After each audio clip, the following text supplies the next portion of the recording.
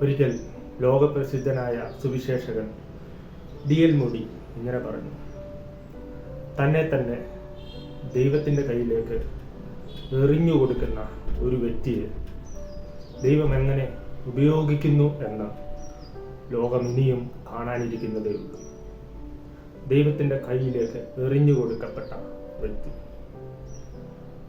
എന്ന് പറഞ്ഞാൽ നാം ഓരോരുത്തരും അവിടെ ദൈവത്തിൻ്റെ കയ്യിലെ ആയുധങ്ങളായി മാറുകയാണ്. ദൈവത്തിൻ്റെ കയ്യിലെ ആയുധങ്ങൾ. ഓരോ ആയുധത്തിനും ഓരോ ദൗത്യമുണ്ട്. ഒന്ന് ചിന്തിച്ചാൽ നമ്മുടെ വിശ്വാസ ജീവിതത്തിൽ നമ്മൾ ഓരോരുത്തരും ദൈവത്തിൻ്റെ കയ്യിലെ ആയുധമാണോ, അതോ ദൈവം നമ്മുടെ കയ്യിലെ ആയുധമാണോ? നമ്മുടെ പ്രാർത്ഥനയിൽ, നമ്മുടെ ആരാധനയിൽ, നമ്മുടെ വിശ്വാസ ജീവിതത്തിൽ എല്ലാം നാം ദൈവത്തെ ഒരു ആയുധമായി ഉപയോഗിക്കുകയാണോ ചെയ്യുന്നത്, അതോ നാം ദൈവത്തിൻ്റെ കയ്യിലെ ആയുധങ്ങളാണ്?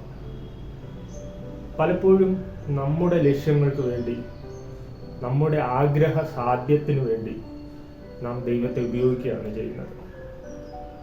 അതിൻ്റെ പോരായ്മ എന്തെന്ന് വെച്ചാൽ, നമ്മുടെ ജനനത്തിൻ്റെ ഉദ്ദേശം എന്തെന്നും നമ്മുടെ ദൗത്യം എന്തെന്നും ഞാനാകുന്ന ആയുധത്തിൻ്റെ ഉപയോഗം എന്തെന്നും നാം തിരിച്ചറിയാതെ മറ്റെന്തിനോ വേണ്ടി സമയം കളയുന്ന, മറ്റെന്തിനോ വേണ്ടി പ്രാർത്ഥിച്ചുകൊണ്ടിരിക്കുന്ന, മറ്റെന്തിനോ വേണ്ടി പോരാടിക്കൊണ്ടിരിക്കുന്ന വിശ്വാസ ജീവിതമായി നമ്മുടേത് മാറ്റപ്പെടുകയാണ് ചെയ്യുന്നത്. എന്നാൽ ദൈവത്തിൻ്റെ കയ്യിലെ ആയുധമായി നമ്മൾ മാറിയാൽ എന്താണ് പ്രയോജനം? നമുക്കറിയാം, നമ്മുടെ ചുറ്റുവട്ടത്തിൽ നാം നോക്കിയാൽ വ്യത്യസ്ത തരങ്ങളായ ആയുധങ്ങൾ നമുക്ക് കാണാൻ കഴിയും. പിച്ചാത്തിയുണ്ട്, വാക്കത്തിയുണ്ട്, കോടാലിയുണ്ട്, തൂമ്പയുണ്ട്, അമ്പും വില്ലുമുണ്ട്, വാളുണ്ട്, അറക്കവാളുണ്ട്, കുന്തമുണ്ട്, ചുറ്റികയുണ്ട്. അങ്ങനെ വ്യത്യസ്ത തരങ്ങളായ ആയുധങ്ങളെ നമുക്ക് കാണാൻ കഴിയും. കൊല്ലൻ്റെ ആലയിൽ തന്നെയാണ് ഇവയെല്ലാം രൂപപ്പെടുന്നത്. ചെറുതും വലുതുമായ എല്ലാ ആയുധങ്ങളും ആലയിലാണ് രൂപപ്പെടുന്നത്. അവിടെ തീയിലൂടെ ശോധന കഴിച്ച് പുറത്തു വരുന്ന, തീയിലൂടെ പരുവപ്പെട്ട് പുറത്തു വരുന്ന ആ ആയുധങ്ങൾ അത് അതിൻ്റെതായ ദൗത്യത്തിന് ഉപയോഗിച്ചെങ്കിൽ മാത്രമേ ആ ആയുധത്തിൻ്റെ ദൗത്യം പൂർത്തീകരിക്കപ്പെടുകയുള്ളൂ. ആ ആയുധം കൊണ്ട് ഉപയോഗമുണ്ടാവുകയുള്ളൂ. നമുക്കറിയാം, തൂമ്പ ഉപയോഗിക്കുന്നത് ഉറച്ചു കിടക്കുന്ന മണ്ണിനെ കിളച്ചെടുക്കാനാണ്. പിച്ചാത്തി ഉപയോഗിക്കുന്നത് ചില ചെറിയ വസ്തുക്കളെ, പച്ചക്കറികളെ മുറിച്ചെടുക്കാനാണ്.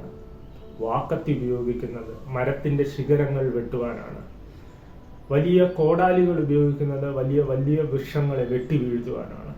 ചുറ്റിക ഉപയോഗിക്കുന്നത് കഠിനമായ പാറകളെ പൊട്ടിച്ചെടുക്കാനാണ്. ഈ പറഞ്ഞ ഓരോ ആയുധം പോലെയാണ് ഞാനും നിങ്ങളുമാകുന്ന ഓരോ ക്രിസ്തീയ വിശ്വാസികളും. നമുക്ക് ഓരോരുത്തർക്കും ഓരോ വ്യത്യസ്തങ്ങളായ ദൗത്യങ്ങളുണ്ട്.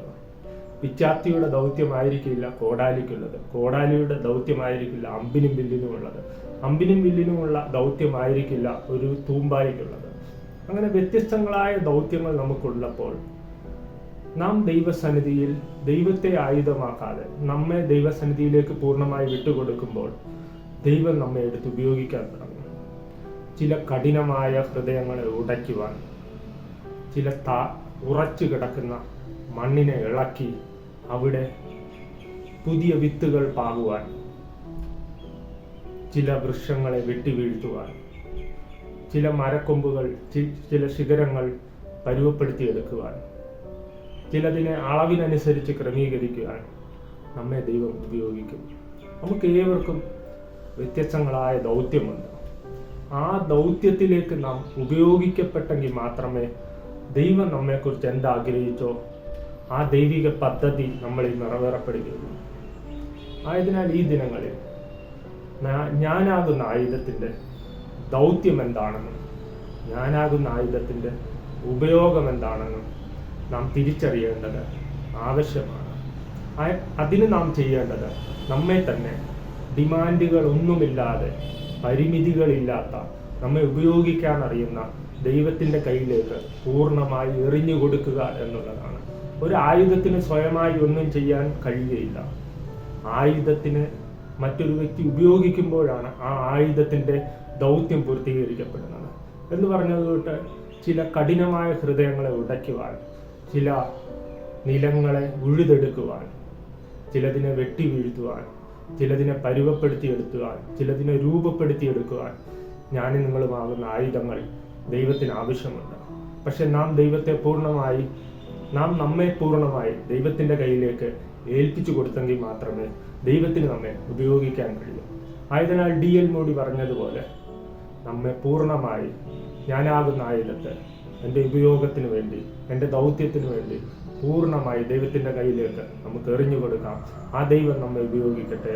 ഈ ചെറുചിന്ത നിങ്ങൾക്ക് അനുഗ്രഹമായി തീർന്നു എന്ന് വിശ്വസിക്കുന്നു. May God bless you.